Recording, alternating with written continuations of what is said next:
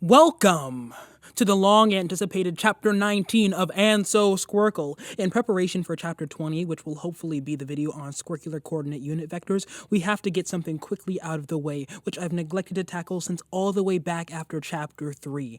These are the base infinity trigonometry first derivatives.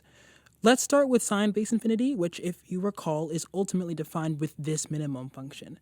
If we want to differentiate this expression, we have to realize the definition of minimum as a conditional statement, for which we can differentiate each part. Upon some simplification and rewriting, we can differentiate this expression. Note that we can't say else here, since the derivative of sine base infinity is actually undefined for when the absolute value of tangent is equal to 1. Now, we could stop and say that this is the derivative, but that was actually only one of the ways to handle this situation.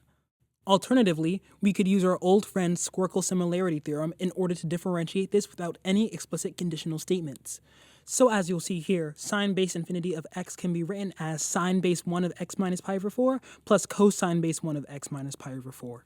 And since we're using base 1, these derivatives are particularly simple, and we have a common hype term as well. We get 1 plus the absolute value of cosine of 2x in the denominator, and we can split this up into a conditional statement based on the sine of cosine of 2x.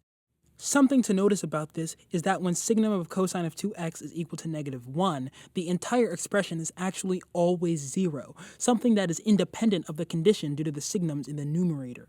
Thus, we can rewrite this expression by simply removing the absolute value from the cosine 2x. We can then use the double angle formula on the denominator to give ourselves a 1/2 secant squared. This could definitely be the final form, but I think I prefer if we expanded the angle sums and had our signums like this. Alternatively, this is also equal to rounding 2 over pi arcsine of cosine, but it probably won't be the most useful when working with these derivatives in other contexts. So now, using this, we can easily derive the other 3 relevant base infinity derivatives using the chain rule.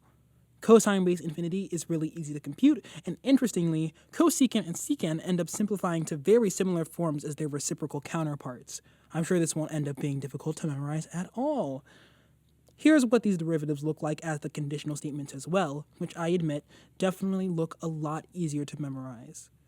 So these are our base infinity trig derivatives, and using either the conditional statement or the single line expression, the most important thing to recognize about these derivatives is that we're getting the pattern of secant squared 0, negative secant squared 0 for each of these, just as the original functions for which we had tangent 1, negative tangent, -1.